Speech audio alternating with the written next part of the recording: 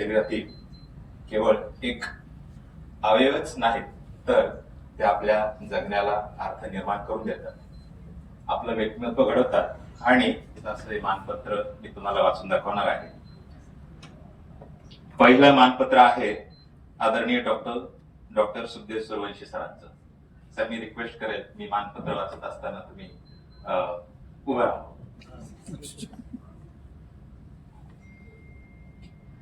माननीय doctor Sukhdev Suryavanshi sir यांना जीवन गौरव पुरस्कार प्रदान करताना आम्हाला अत्यंत अभिमान आणि आनंद होत आहे.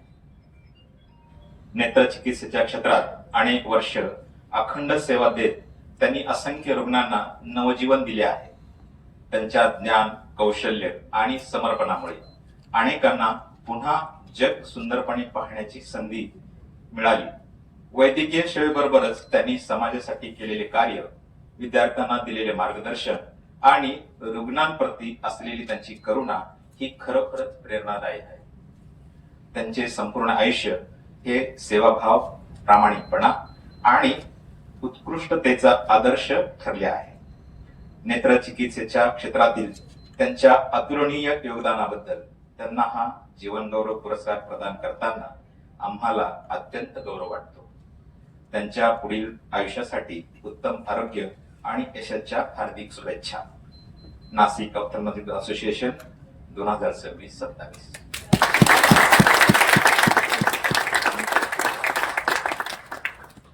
जपण्याचं, ते सुधारण्याचं, ते परत करण्याचं काम हे सन्मानार्थी गेली अनेक वर्ष सातत्याने आणि निष्ठेने करत आलेले आहेत.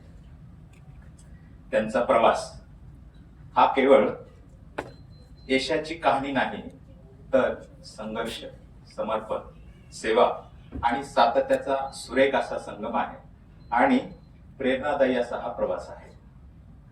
आज आपण त्यांना लाईफ टाईम अचिव्हमेंट अवॉर्ड देऊन सन्मानित केलेला आहे. हा केवळ पुरस्कार नसून त्यांच्या आयुष्यभराच्या कार्याला केलेला मानाचा मुजरा आहे. मित्रांनो, अनेक माणसं जन्माला येतात आणि जगत राहतात. खूप कमी माणसं त्या जगण्याला आकार देतात, आशय देतात, सुंदर बनवतात आणि सुगंधी करतात. आणि अशाच काही डॉक्टरांच्या जगण्याचा सुगंध या सभागृहात आज दरवळत आला आहे आणि त्यांचा आज आपण जीवन गौरव पुरस्कार देऊन सत्कार केलेला आहे. त्यांच्या सुगंधामुळे आज आपण सगळेच सुगंधित झालेलो आहोत. अशा ह्या आदरणीय व्यक्तिमत्वांचं नाव आहे डॉक्टर सुखदेव सूर्यवंशी सर आणि डॉक्टर रुक्मिणी कराड मॅडम.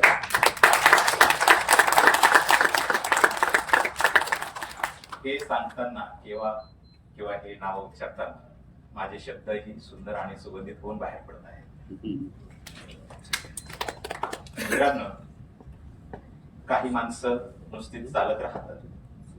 का चालतो, कशासाठी चालतो, किती चालतो हे त्यांना कळत नाही. परंतु काही माणसं आपल्या चालण्याला अर्थ देतात, कारण जोडतात आणि मग त्यांचा प्रवास, त्यांचं चालणं हे अतिशय सुंदर होतं. एवढंच नाही तर त्यांच्या चालण्याने जागोजागी त्यांच्या कर्तृत्वाच्या पावलांना फुटत राहतात. आणि आजचा हा सत्कार हा त्या पावलांचा आहे, जो आपल्याला एका वाटाड्याप्रमाणे मार्गदर्शन करणार आहे. आपण सारे डोळ्यांचे डॉक्टर आहोत. रोज शेकडो डोळे बघतो. अर्थात सध्या भीषण स्लॅक आहे, त्यामुळे शेकडो डोळे बघण्याची संधी मिळत नाही. कदाचित विदर्भामध्ये अतुल काय परिस्थिती मला माहिती नाही. आम्ही दुष्काळग्रस्त आहोत. आम्ही ऑलरेडी दुष्काळग्रस्त आहोत. तर मला सांगायचं काय होतं की आपण डोळ्याचे डॉक्टर आहोत आणि शेकडो डोळे बघत असतो. आणि जे उघड्या डोळ्यांनी दिसत नाही त्यासाठी आपण दुर्बीण वापरतो, म्हणजे मायक्रोस्कोप किंवा स्लिट लॅम्प वापरतो. परंतु काही डॉक्टर असे असतात की ते डोळ्यातून रुग्णाच्या अंतरंगात प्रवेश करतात, तिथे उजेड शोधतात. जणू माणसाच्या रंध्रात अणुरेणूला डोळे असतात अशी त्यांची धारणा असते. आणि अशी धारणा बाळगणाऱ्या डॉक्टरांचा आज सन्मान आहे.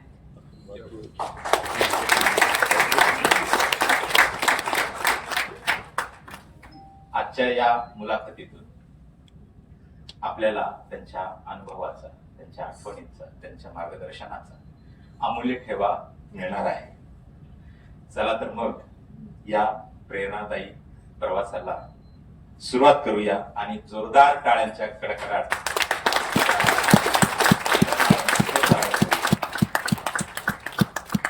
मी म्हणालो की मी इथून बिल्डिंग लावतो आणि मग विकेट घ्यायला तिथे जातो, तर मी आता तिथे जात आहे. बी केअर. मी ज्यावेळेस या कार्यक्रमाची तयारी करत होतो तर थोडासा सरांशी आणि मॅडमशी संवाद साधला आणि त्यातून कळालं की सूर्यवंशी सर सिनियर आहेत, मला टीचर होते. तर मी सुरुवात करेल डॉक्टर सूर्यवंशी सरांच्याकडून. सर, आपले मनपूर्वक स्वागत. तुम्ही 1977 म्हणजे 1977 ला पोस्ट ग्रॅज्युएशन पूर्ण केलं. तर त्यावेळेस मी जेमतेम 5 वर्षाचा असेल आणि एका हाताने आईचं बोट धरून दुसऱ्या हाताने कशी बेशी घंगळत चाललेली हाफ पॅन्ट सावरत उगीच शाळेत जायचा प्रयत्न करत होतो.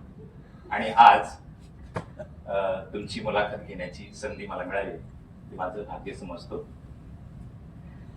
आणि ही संधी मिळून देण्याचं काम एनओची नवीन टीम आणि डॉक्टर मिलिंद दीक्षित यांनी दिली, त्याबद्दल मी आपले आभार मानतो.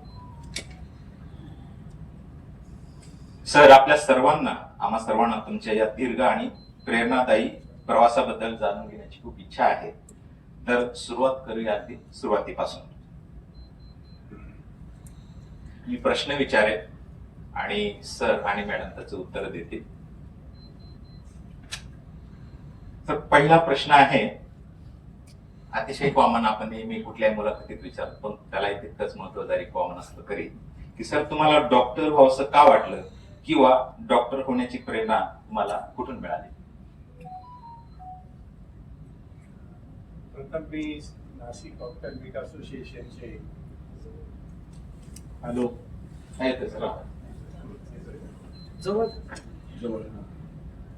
प्रथम मी नाशिक ऑप्थॅल्मिक असोसिएशनचे सर्व आपले मित्रमंडळाचे अतिशय आभारी आहे की त्यांनी मला जीवन गौरव पुरस्कार देऊन सन्मानित केलंय. तर त्याबद्दल सर्वांचे प्रथम आभार. आणि नानाने विचारलेल्या प्रश्नाचं मी उत्तर देतो.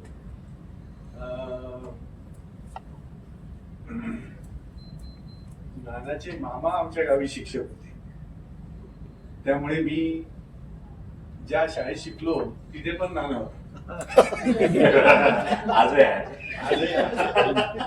तर आमची शाळा डॉक्टर बनवते हे लक्षात घ्यायला पाहिजे. डॉक्टर होणं त्यावेळेला अशी संकल्पना नव्हती फार, तर मी शिक्षक होईल किंवा कुठेतरी जॉब करील असं वाटलं होतं.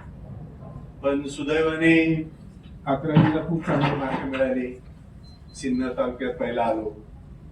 मग सायन्स कॉलेजला ऍडमिशन झाली, कोपरगाव कॉलेजला. तिथे चांगले मार्क मिळाले. मग तिथे असं समजलं की पीडी सायन्स नंतर मेडिकलला ऍडमिशन मिळू शकते, पण पॉसिबिलिटी फॉर 0. मग मी SIBSE ला ऍडमिशन घेऊन टाकली आणि मला इंटरव्ह्यूचं पत्र आलं. तर ती डॉक्टर होण्याची प्रेरणा जी आहे, तर माझे एक शिक्षक 10वीला होते, अशोक गटे म्हणून. त्यांना असं वाटत होतं की आपण प्रयत्न करायला हरकत नाही, आपण फॉर्म भरू, तुला चांगले मार्क मिळाले, तुला स्कॉलरशिप पण मिळते, होऊ शकशील. आणि सुदैवाने मग सिलेक्शनचं लेटर आल्यानंतर असं लिहिलं होतं की this letter doesn't guarantee your admission, this is only for intimation. अशा तऱ्हेने माझा प्रवास सुरू झाला. Thank you sir. मॅडम, हाच प्रश्न मी परत एकदा तुम्हाला विचारेन.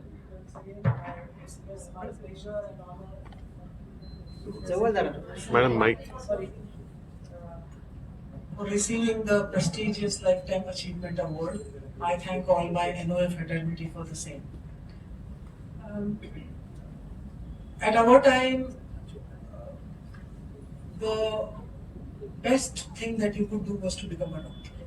And the decision of becoming a doctor was, I think, more with the parents, or what the child wants to become was more with the parents rather than the student himself.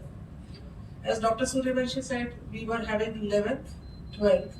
11th used to be our board exam, and then followed by he has done a PD or first year of BSc, and then we would get admission to our MBBS courses.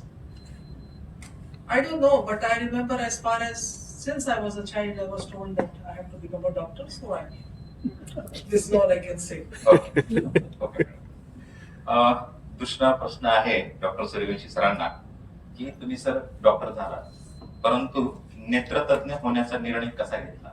त्यामध्ये काही कोणाचं inspiration होतं का? Internship संपल्यानंतर आमची post ग्रॅज्युएशनची तयारी सुरू झाली, पण मी फार उत्सुक नव्हतो पोस्ट ग्रॅज्युएशन करण्यासाठी. घरची परिस्थिती अशी होती की कधी पटकन नोकरी लागेल आणि डे टू डे अर्निंग सुरू होऊन जाईल. परंतु माझे दोन मित्र डॉक्टर GL वाघ आणि डॉक्टर चंद्रकांत डांबरे त्यांनी सांगितलं की तू PG कर, इतके वर्ष तुझे घरच्यांनी त्रास काढलाय, तर आणखी 2-3 वर्षात तुझं पोस्ट ग्रॅज्युएशन झालं तर तुला बेनिफिशियल राहील, तर तू कर तू post graduation.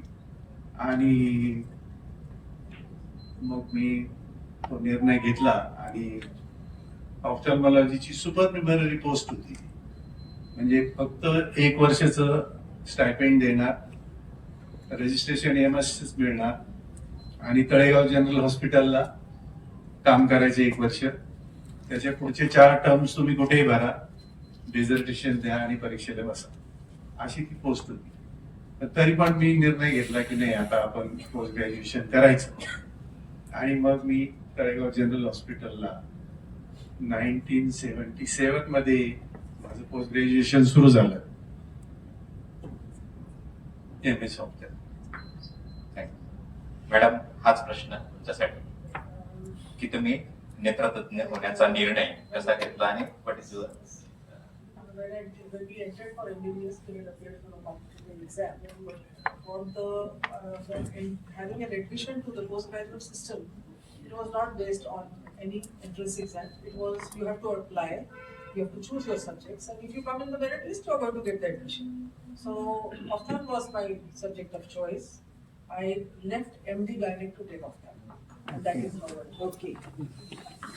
Okay, thank you. Sir, तुम्ही पोस्ट ग्रॅज्युएशन केलं, कुठे काही एक्सपिरियन्स घेतला असेल, फेलोशिप केली असेल, परंतु जेव्हा प्रायव्हेट प्रॅक्टिस सुरू केली त्यावेळेस तुमच्या ओटीचा जो पहिला पेशंट होता, त्यावेळेस तुमच्या मनाची काय अवस्था होती? तुम्ही कशा प्रकारे ती अवस्था फेस केली? ओटीचा पहिला पेशंट जेव्हा मी नाशिकमध्ये 2 सप्टेंबर 1983 ला प्रॅक्टिस सुरू केली, तेव्हा मी कॉर्पोरेशनच्या हॉस्पिटलमध्ये एमोशिप घेतली, कारण मी डिस्ट्रिक्ट ऑप्थॅल्मिक सर्जनची नोकरी सोडून नाशिकमध्ये आलेलो होतो. तर I use to do many surgeries. आणि पहिला पेशंट मला आता असं आठवतो की माझं प्रायव्हेट प्रॅक्टिसमध्ये सिन्नरचे आमदार शंकरशेठ वाजे होते. त्यांनी सांगितलं की माझ्या दोन्ही डोळ्यांचं ऑपरेशन करायचं. त्यावेळी मी सिन्नरला व्हिजिटला पण जायचो, आणि ते ऑपरेशन तूच करणार, मी दुसरं कोणाकडून करणार नाही. मग त्यांनी डॉक्टर वसंत पवारांना सांगितलं की तू माझ्या गावचा डॉक्टर आहे, तू तुझ्याकडे येऊन ऑपरेशन करीन. त्याच्यानंतर चकोर सर होते MD मेडिसिन, ते पण आमचे टीचर होते ससूनला. ते म्हणे की चकोर सर इथे उभे राहतील, वसंत पवार शेजारी असतील आणि तू ऑपरेशन करायचं. तर it was very delicate matter that time. We use to only do intracapsular surgeries, आणि 1 ग्राफिक्स 9, सुचर 3, 5, 7 जसं जमेल तसं. आणि VIP पेशंट एकदम. आणि हे 2 जण वसंत पवारांकडे मी इंटर्नशिपला असताना असिस्ट करायला जायचो यशवंत मंडईमध्ये. आज काय करतोय काय नाही, दुपारी ये आपल्याला अपेंडिक्स करायचंय, आज काय ओझरला कॅम्पला जायचंय, वॉसकटॉमी करायची त्यावेळेला इंटर्नशिपला 77 मध्ये. मग ते सर्जरी करताना वसंत पवार पाठीवर हात ठेवून सूर्या नीट कर होत नाही तर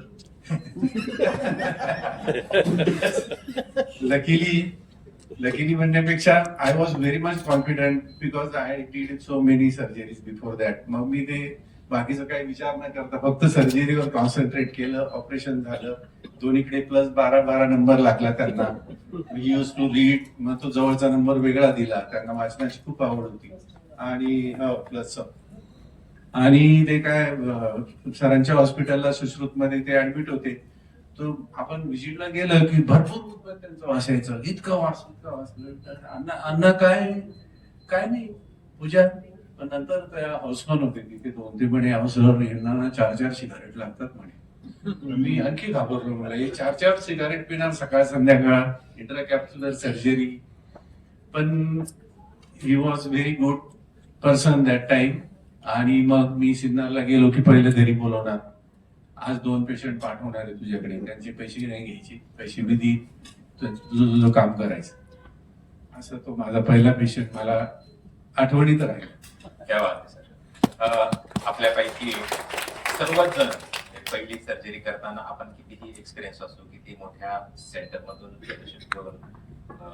प्रॅक्टिस सुरू केलेली असेल, परंतु पहिला पेशंट हा आपल्यासाठी नेहमीच प्रेशियस असतो. आपण खूप अँक्सियस असतो, पाल्पिटेशन होतात, ट्रेमरला सुरुवात होते आणि अशाच अवस्थेत ती सर्जरी कधी संपते आपल्याला कळत नाही. आणि तुम्ही तर अतिशय VIP पेशंटचं ऑपरेशन केलं आणि ते सक्सेसफुल केलं सर.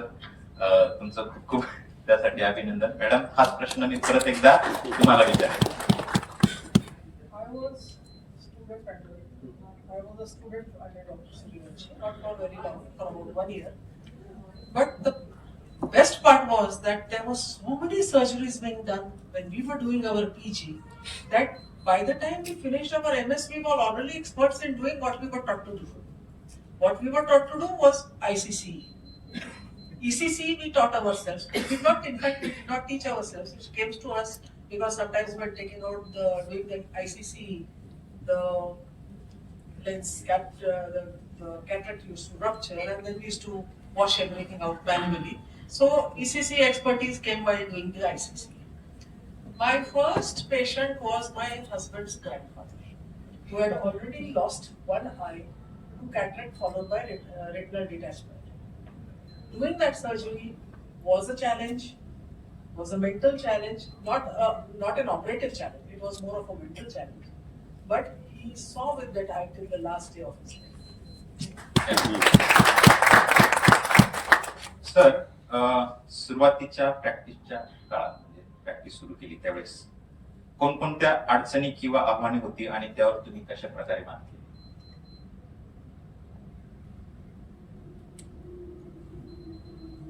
सुरुवातीच्या काळामध्ये कुठे प्रॅक्टिस करायची की नाही करायची, की गव्हर्नमेंट सर्व्हिस कंटिन्यू करायची, हा मोठा प्रश्न होता.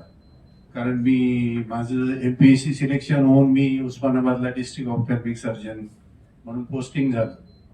मॅडमचं पोस्टिंग झालं रीडर म्हणून मिरज मेडिकल कॉलेजला, रीडर मायक्रोबायोलॉजी.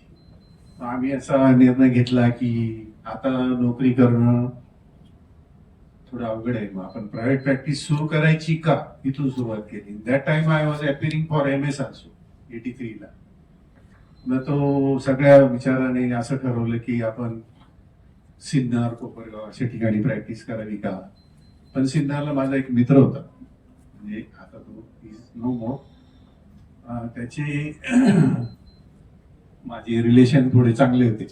तो म्हणे तू लेक्चरर, तू एवढा डिस्ट्रिक्ट ऑप्थॅल्मिक सर्जन, तू सिन्नरला आणि कोपरगावला का प्रॅक्टिस करतो, नाशिकला का नाही.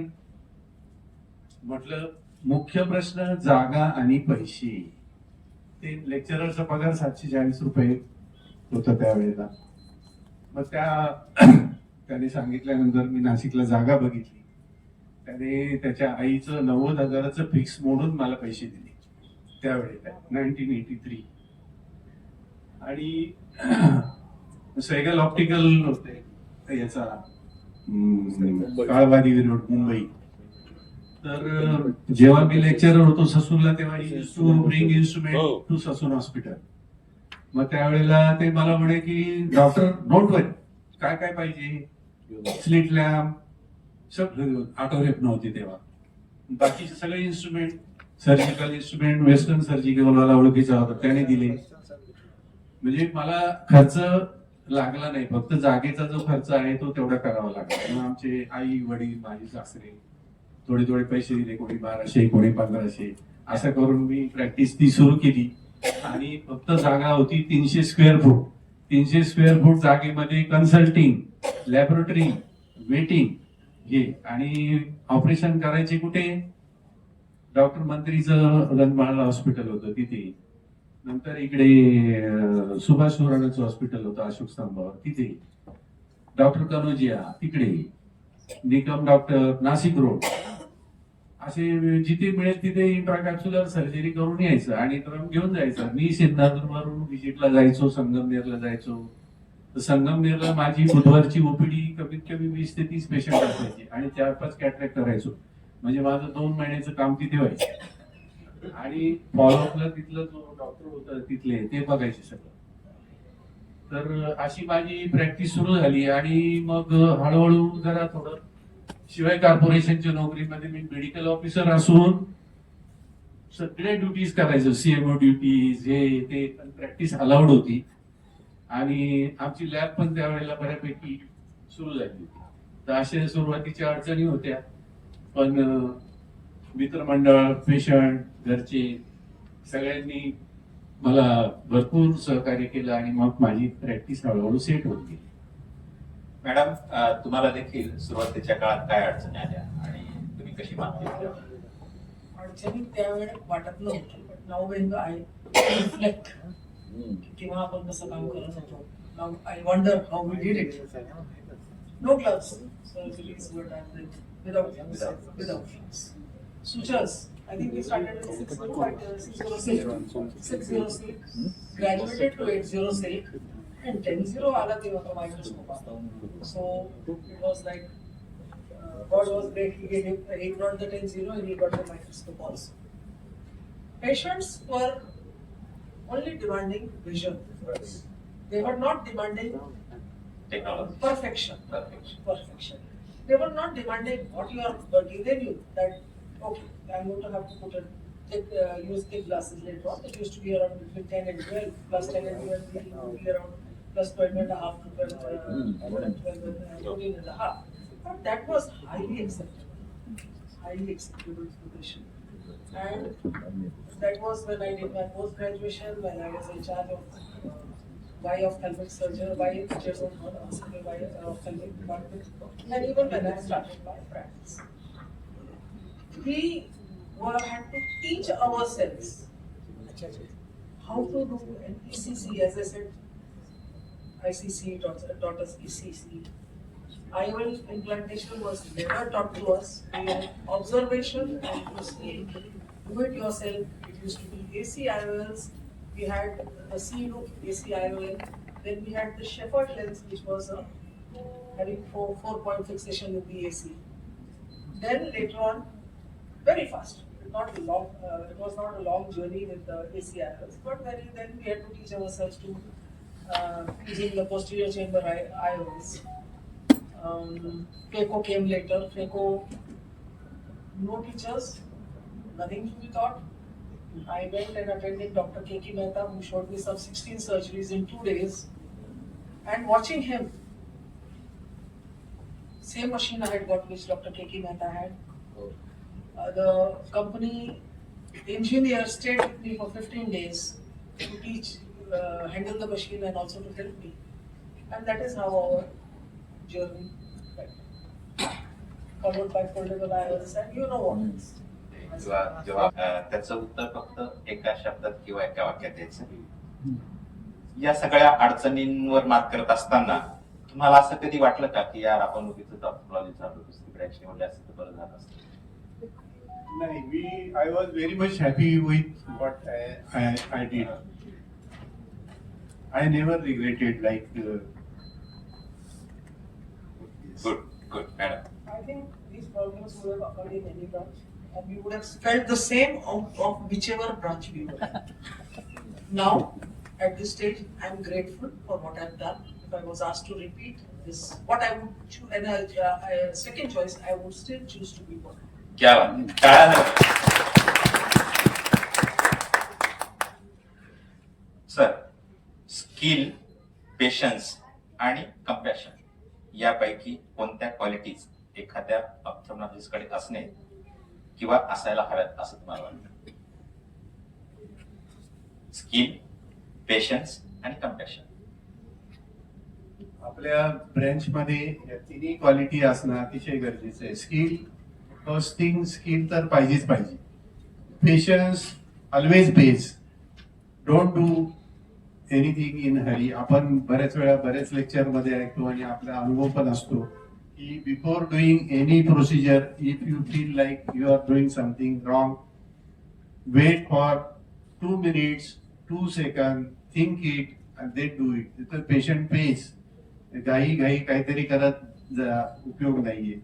आणि तिसरी गोष्ट कम्पॅशन जे म्हणतो ना आपण, सॅटिस्फॅक्शन. आणि आपल्या प्रोफेशन मध्ये अशी गोष्ट आहे की हा सूर्य आणि हा चंद्र हे तुमचं सर्जरी, हे तुमचं विजन.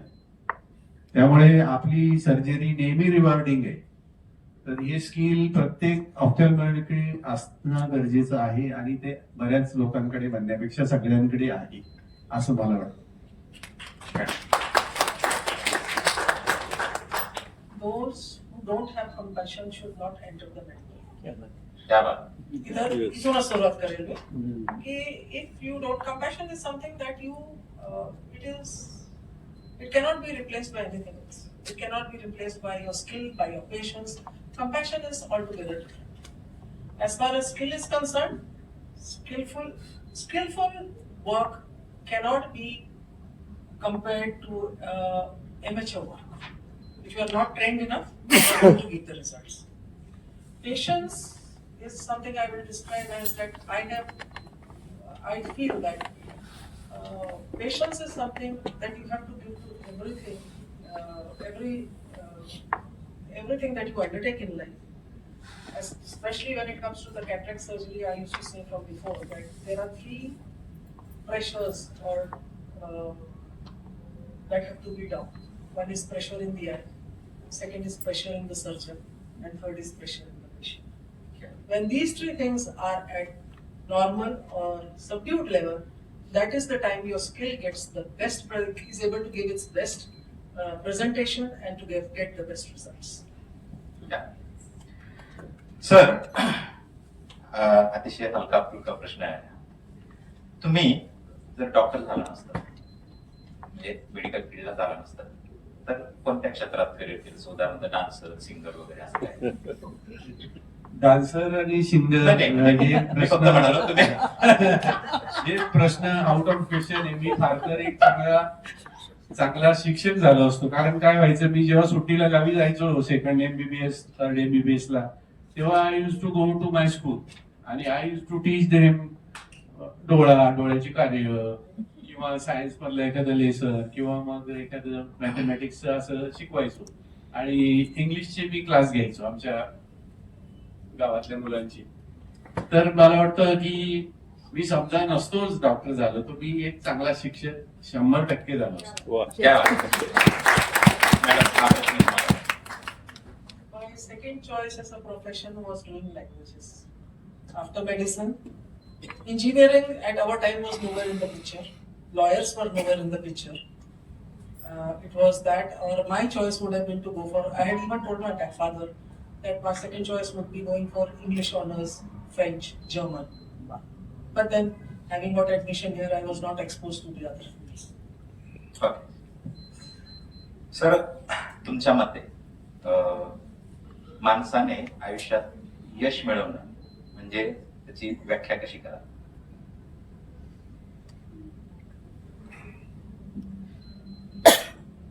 यश मिळवण्याची व्याख्या ही प्रत्येकाची वेगवेगळी असते. तुमच्या मते काय आहे?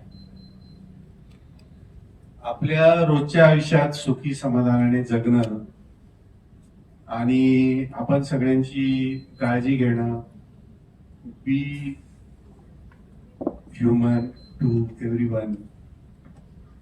कारण खूप अटॅचमेंट आणि खूप आपलं आयुष्य हे खूप प्रेशियस आहे, तसं समोरच्याचं पण आहे, हे असं लक्षात ठेवणं.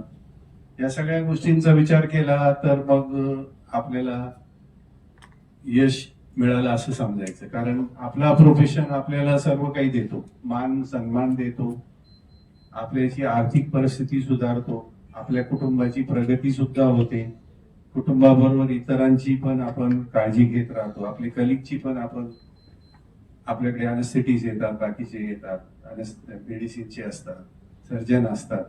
तर या सगळ्या गोष्टींचा विचार करता यशाची अशी सिंगल एका शब्दात व्याख्या करता येणं कठीण आहे. पण ओव्हरऑल जे आपलं आयुष्य आहे ते खूप सुंदर होण्यासाठी या सगळ्या गोष्टींचे पॅरामीटर जर लावले तर आपण यशस्वी झालो असं समजायला हरकत नाही. मॅडम, हा प्रश्न तुम्हाला. I agree totally with Dr. Suryavanshi. It is while we are going through our life, all the three factors, skill, compassion, patience, these work together to give us what we call as yash or success in our life. You cannot miss one and expect everything. You have to have everything in your hand and then go ahead. Sir, तुमची OPD किंवा ओटी मधला एखादा खणी किंवा unusual incident, अर्थात एखादा मजेशीर प्रसंग सांगाल का? उदाहरणार्थ, बरेच मजेशीर प्रसंग आपल्या ओपीडीत होत असतात, म्हणजे माझ्या बाबतीत तरी होतात, ते शेअर करतो. जेव्हा आपण युनिटवर पेशंटला घेतो, स्लिट लॅम्प करतो, पेशंट त्याचा चष्मा काढून स्लिट लॅम्पवर ठेवतो आणि तपासणी झाली की तो चष्मा मी उचलतो आणि माझ्या डोळ्यावर लावतो आणि पेशंटला विचारतो, तुमचा चष्मा लावून आता वाचा. मग पेशंट सांगतो की सर, माझा चष्मा तुमच्या डोळ्यात. असे काही विनोदी प्रसंग तुम्ही अनुभवले असेल तर प्लीज शेअर करा. फार सुरुवातीला मी स्लिट लॅम्पवर बसून पेशंटचे सुचर काढायचो बऱ्याच वेळा. तर टेरिजमचं पेशंट होतं आणि सुचर काढायला घेतलं मी.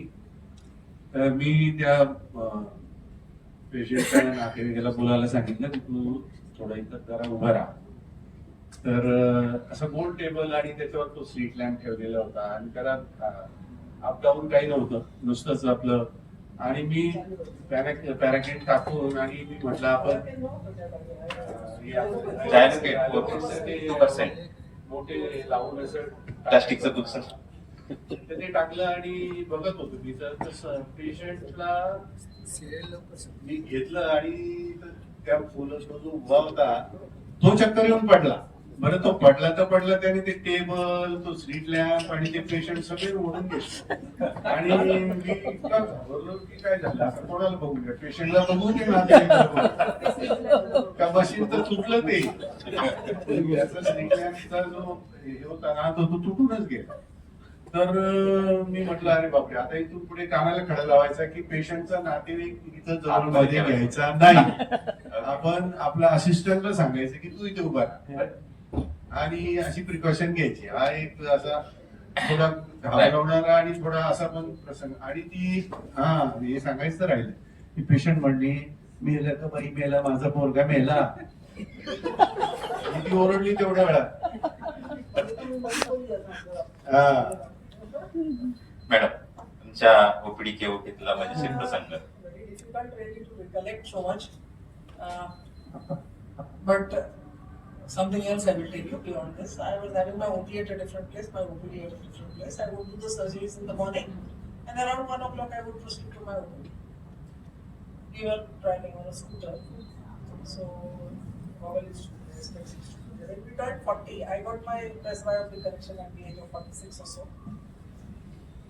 Invariably, the sister would come running behind me from the OT and come and tell me, Madam, you've got 3 spectacles on yourself. Goggle, योगेवर एक आणि गड्यावर एक. Because, and it was, I was in a hurry, whatever, जो भी मिलता था, चलो आगे.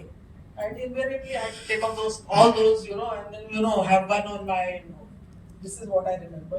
But as far as patient or anything, related to a patient, I am unable to recollect. Sir, तुम्ही जेव्हा तुमचं हॉस्पिटल किंवा ओपीडी किंवा ओपीच्या बाहेर असता त्यावेळेस तुम्ही स्वतःला आनंदी ठेवण्यासाठी किंवा बॅलन्स ठेवण्यासाठी काय छंद जोपासता? खरं तर आपल्या बिझी प्रॅक्टिस मध्ये स्वतःसाठी वेळ छंद कमी जोपासता येत मिळतो. नाही. तरी पण मला ड्रॉइंगची लहानपणापासून आवड आहे. मी चित्र काढतो. तर तीच परंपरा माझ्या मुलीकडे मुलाकडे पण आहे. त्यांना पण आवडते. त्या आणि आमच्याकडे लायब्ररी, आम्ही 4th 5वी पासून ही मुलं इंग्लिश वाचतात. तर आमच्याकडे लायब्ररी इंग्लिश छोटी छोटी पुस्तकं यायची ना, ते हाऊंड ऑफ बास्करविला, शेरलॉक होम्स अशी पुस्तकं त्यांना आम्ही वाचायचे लहानपणी. आणि ते मी पण वाचायचो. अजूनही माझ्याकडे लायब्ररी असते. मी भरपूर पुस्तकं वाचतो, वेगवेगळ्या विषयांवरची वाचतो आणि थोडंफार फोटोग्राफी करतो, ड्रॉइंग करतो. गाणे ऐकणे एवढा फार मोठा छंद नाही, पण ट्रेकिंगला जातो, सायकलिंग करतो. कधी कधी मी सकाळी लवकर उठतो, 6-6:30ला कॅमेरा घेतो, तपोवनात जातो, फोटो काढतो पक्ष्यांची. इकडे नांदोर मधमेश्वरला आम्ही 2 वेळा जाऊन आलो. त्याच्यानंतर सायकलवर ग्राउंडवरचा ग्रुप आहे, 2 लोक असतात. ते विचारतात, सर उद्या सकाळी गंगापूर धरणावर लगेच लवकर. आम्ही 6-6:30ला निघतो, सायकलिंग 14 किलोमीटर जायचं यायचं. तिथं मोर बघायला मिळतात सकाळी सकाळी, छान वातावरण असतं. आणि येताना मग कुठेतरी थोडी मिसळ खाऊन घ्यायचं.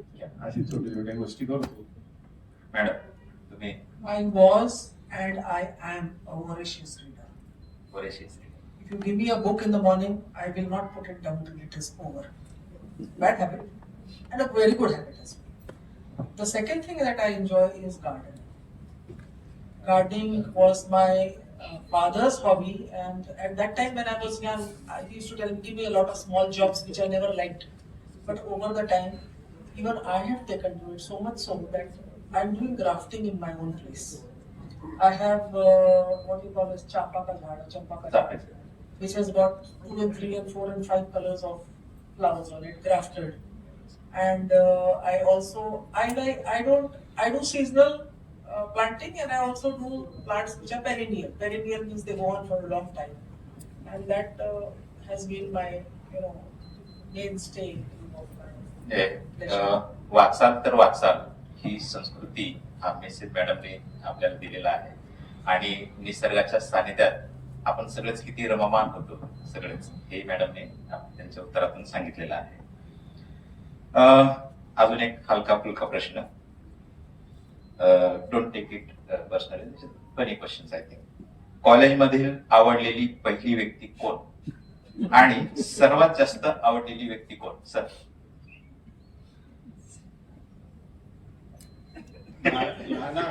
हा प्रश्न नाजूकच आहे. कारण पर्सनली घेऊ नका, मजेशीर उत्तर देऊन मोकळे व्हा. आमच्या म्हणजे खूप जवळून पाहिलं असेल मला कोणी तर नाण्याने बघितले. इतके प्रॉब्लेम असायचे की कोणा सुंदर मुलीकडे बघण्याचं धाडसच व्हायचं नाही, पहिली गोष्ट. आणि दुसरी गोष्ट, आवडलेली व्यक्ती म्हणजे आमचे शिक्षकच फक्त. माझे आवडते शिक्षक सांगतो. माझे आवडते शिक्षक doctor S.K. Dhawan. He was HOD when I became lecturer in 79 BJ मेडिकलला. मी डिप्लोमा पास झालो आणि लेक्चररच्या पोस्ट डिक्लेअर झाल्या, मी सिलेक्ट झालो. आणि मी माझं ससूनला मी 2 वर्ष कधी कामही नव्हतं केलं. मी तळेगाव जनरल हॉस्पिटल वरून तिकडे आलो आणि त्यांनी माझा ताबाच घेतला ना आल्यावर, की मग ते मला टायपिंग शिकवायचे, लेटर ड्राफ्टिंग शिकवायचे, स्कूटर चालवायला शिकवायचे, ऑपरेशन हात धरून चल इथं करा, ऑपरेशन कर. म्हणजे ती मला आवडलेली खूप म्हणजे इतकं चांगलं शिकवलं त्या माणसाने. त्यावेळेला ट्रॅफिक्युलर फिल्ट्रेशन त्या माणसाने आम्हाला शिकवलं 79ला. आणि दुसरी माझी आवडती व्यक्ती म्हणजे डॉक्टर श्रीकांत केळकर.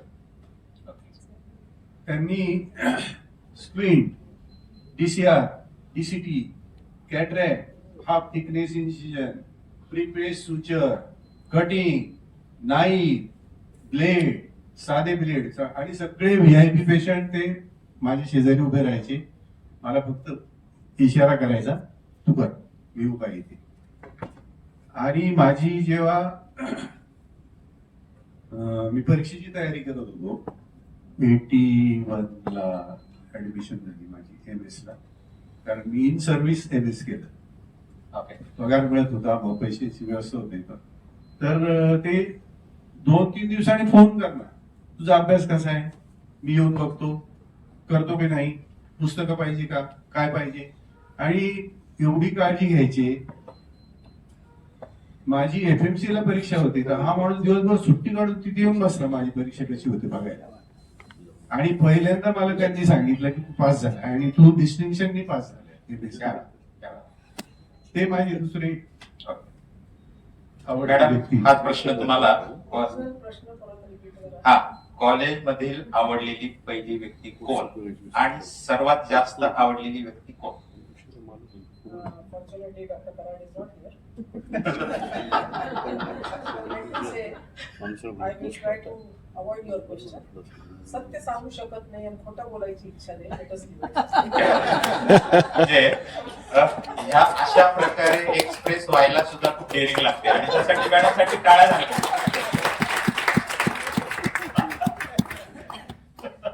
सर, तुमच्या लाईफ पार्टनरसाठी किंवा मॅडमसाठी तुम्ही कोणतं गाणं डेडिकेट कराल आणि ते गाऊन दाखवायचं एक प्यारा? एक द्या ना. दुसरा बोलायचं. नाही, आता ना. अंतरा पण नाही. नाही सर, वाचून नाही, ते पाठ करणं अपेक्षित होतं. बरं का? अच्छा, नवीन गाणं तयार केलं, कंपोजर. नवीन नाही, जुने जुने ओके. गाणी जोडून एक गाणं आणि ते एकदम परफेक्ट असणार आहे. Perfect. हा. मॅडमसाठी. हा, मॅडम. मॅडम, हा. मी विनंती करेल आपण जागेवर उभ्या राहा. या इकडे मॅडम. नाही, येऊ देत नाही. मग मला पण उभं राहावं लागेल. बाबा,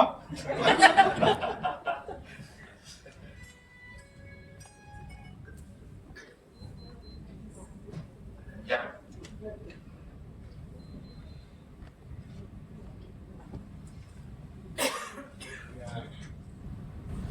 आमचं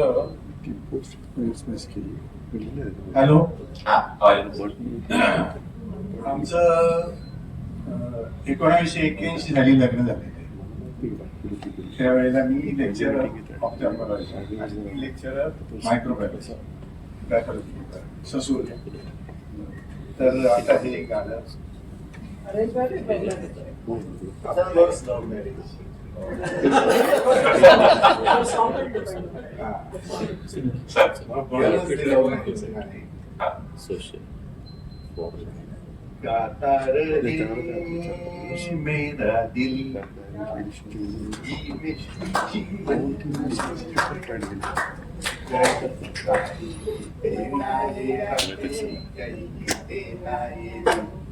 गाता रहे मेरा दिल, जन्म जन्म का साथ है तुम्हारा हमारा, तुम्हारा हमारा.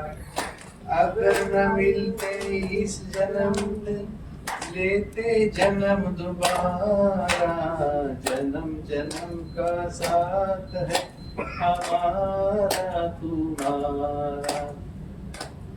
100 साल पहले मुझे तुमसे प्यार था, 100 साल. आज भी है और कल भी रहे.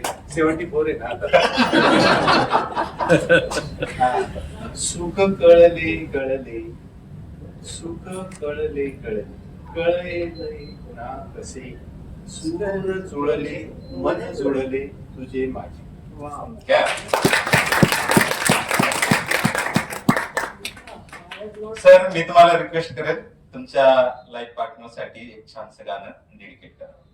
मी असं काही प्रिपरेशन केलं नाही, नाही. It should be spontaneous. चांगलं करू शकता. So I will divide it into two parts to be on the lighter side. Okay. Maybe when, of course, ours was also love marriage. He belongs to Unified. He's a Maharashtrian. I am a non-Maharashtrian. At that time when we were together before marriage, and when we got married, maybe I would have sung this song. आए हो मेरी जिंदगी में तुम बहार बनके, आए हो मेरी जिंदगी में तुम बहार बनके, मेरे दिल में यूं ही रहना है, मेरे दिल में यूं ही रहना तुम प्यार प्यार बनके, आए हो मेरी जिंदगी में तुम बहार बनके. आज कदाचित मी विचारेन आप यहाँ आए किस लिए.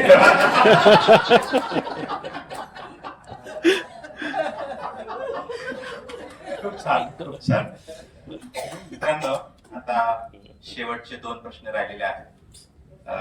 त्यातला प्रश्न मी मुद्दाम कुणाला कळू दिला नव्हता, मी आता स्पॉन्टेनियसली विचारणार आहे. मॅडम पासून सुरुवात करेल. मॅडम, आम्ही सर्व अगदी माझ्यासह तुमच्याबद्दल आमच्या मनात ना एक भीतीयुक्त आदर आहे. आम्ही सगळे तुम्हाला भीतीयुक्त आदर. हा. तर हे खरं आहे की आमची मिसअंडरस्टँडिंग येते? एक्सप्लेन करा.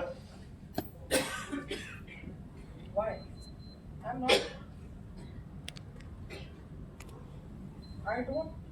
not very social. तुमच्या meetings होणार. Probably most of you don't know very well. Even maybe of सरांची गोष्ट सोडा. But even people of my generation would not be knowing me that well because I was never mixing a lot with my fraternity. I was not mixing a lot with the fraternity, and therefore I feel that the Ophthalmic Society and I don't have a very good interaction with each other. And that may possibly have led to an impression that I was unapproachable. That is one thing. I have become more social now. And you may be having the fear about me, but I have a great respect for today's ophthalmologists. I feel that you are very well trained and you execute your knowledge and your profession with a very skillful instinct. क्या हाच प्रश्न सरांना. Sir, तुम्ही आम्ही जे काही observe केलंय, तुम्ही अतिशय कूल, काम, प्रसन्न चित्त आणि तुमच्याकडे बघून असं वाटतं की तुम्ही कुठल्याही अडचणींना अतिशय शांतपणे सामोरं जातात. तर हे खरं आहे की आमचा गैरसमज आहे?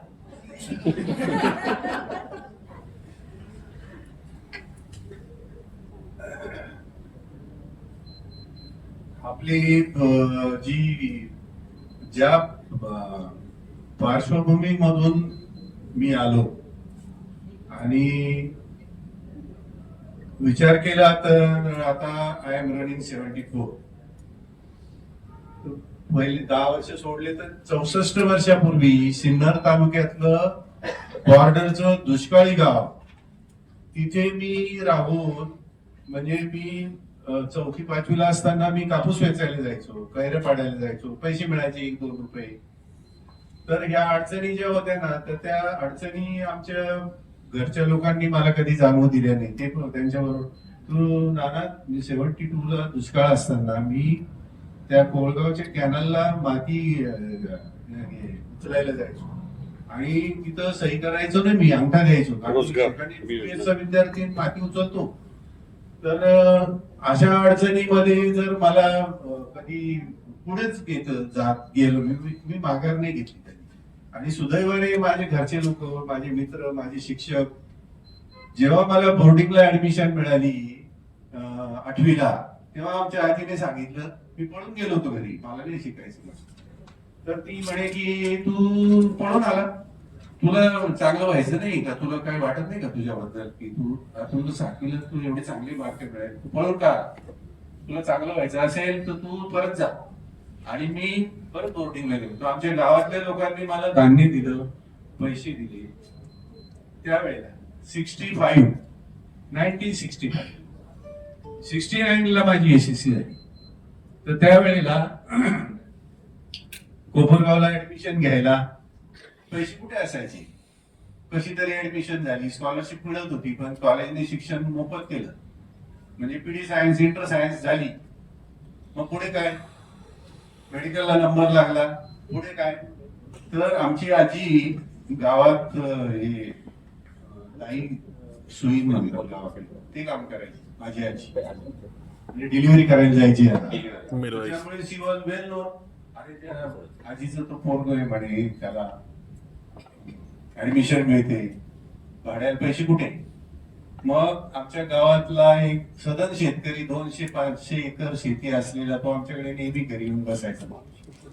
आजी म्हणे त्याच्याकडे जाऊन बघा, दिले तर दिले. आम्ही त्याच्या दारात माझे वडील आणि मी गेलो. तर किती पैसे पाहिजे, कुठे जायचंय तुला, काय करणार आहे म्हटलं, मला मेडिकल ऍडमिशन मिळाली आणि पुण्याला जायचंय. मग त्याने ही गिव्ह मी 20 रुपीज द्यायचे. अशा जर अडचणीमध्ये मी पुढे गेलो आणि लग्नानंतर, लग्नाच्या आधी खंबीर स्ट्रॉंग सपोर्ट. त्या बात.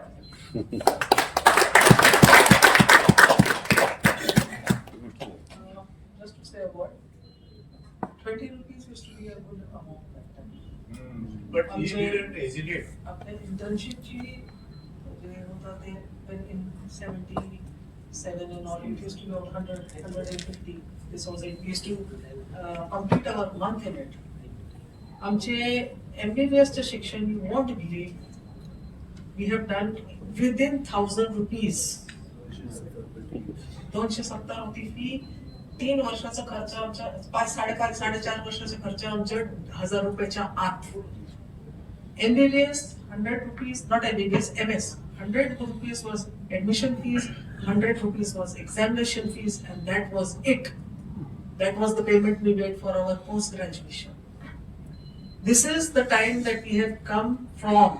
The first cataract, I think we charged about 700-800 rupees. नाही एवढे पण नाही द्यायचं कोणी, 200-300 रुपये द्यायचे. 200. आणि त्याच्यात आमचे ऑटोक्लेविंग, आमचे instruments, plus all the post operative situations that we had to handle. Now, even our consultings are much more. So we have really seen the change from when we were kids to when we are now having grandkids. There has been a massive growth, a very different type of growth which we had never imagined at that time. We have seen this world changing. We have seen the wars of India, the China war, the Pak war, all the wars, today's war. Everything we have seen. I don't know what more we have to see. मित्रांनो, आता आपण शेवटच्या प्रश्नाकडे वळूयात. आणि हा प्रश्नाचं उत्तर अतिशय जेन्युन मला अपेक्षित आहे. मॅडम, हा प्रश्न आधी मी तुम्हाला विचारेन. जर तुमच्या जीवनावर एखादी डॉक्युमेंटरी किंवा सिनेमा तयार करायचा असेल तर त्यात कोणत्या हिरोने तो रोल करायला हवा आणि त्यात हिरोईन कोण असायला हवी असं तुम्हाला वाटतं? This again, I will divide into the time when I was having different choices as a younger person and whom I will choose today. For me, the hero would have been Vinod Khanna, the heroine would have been Nutan at that time. Today, I would have chosen for Hrithik Roshan and Aishwarya. Sir, आपल्या प्रश्नाचं उत्तर मी थोडक्यात देऊ इच्छितो. मला वाटतं आपल्या प्रश्नाप्रमाणे मला माझ्या जीवनाची डॉक्युमेंटरी मध्ये मी हिरो असावं असं वाटतं.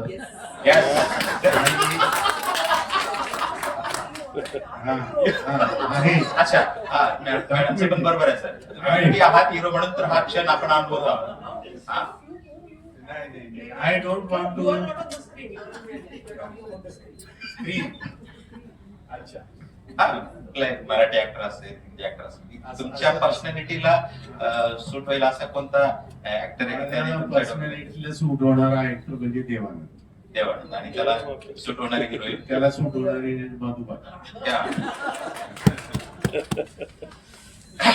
सर आणि मॅडम, तुमच्या अनुभवातून, तुमच्या सगळ्या आपल्या इंटरव्ह्यूमधून आम्हाला खूप काही शिकायला मिळालं आहे. आणि आपण एनओएच्या विनंतीस मान देऊन हा जीवन गौरव पुरस्कार स्वीकारला त्याबद्दल आपल्या एनओएच्या वतीने मी आपले आभार मानतो आणि हा अतिशय सुंदर कार्यक्रम करून आणल्याबद्दल ज्यांच्या डोक्यातून ती कल्पना बाहेर आली त्या सुपीक डोक्याचे जे आभार मानतो मिलिंद दीक्षित त्याच्यासाठी जोरदार टाळ्या. आणि यापूर्वी आपण इन्स्टॉलेशनला 1 किंवा 2 लाईफ टाईम अचीवमेंट अवॉर्ड देण्याचा इव्हेंट आयोजित करायचो, परंतु आजचा हा इव्हेंट अतिशय आगळा वेगळा झाला. आपण सर्वांनी तो अनुभवला आणि यापुढेही भविष्यात जी काही टीम पदग्रहण करेल त्या सर्वांनी अशाच प्रकारचं इव्हेंट आणणं अपेक्षित आहे असं मला वाटतं. आणि या ठिकाणी आजचा हा इंटरव्ह्यूचा किंवा विकेट गेल्याचा कार्यक्रम संपला असं मी जाहीर करतो. यापुढे सूत्र घेण्याच्या टीमकडे देतो. धन्यवाद. सुंदर मला तर थँक्यू आणि परत एकदा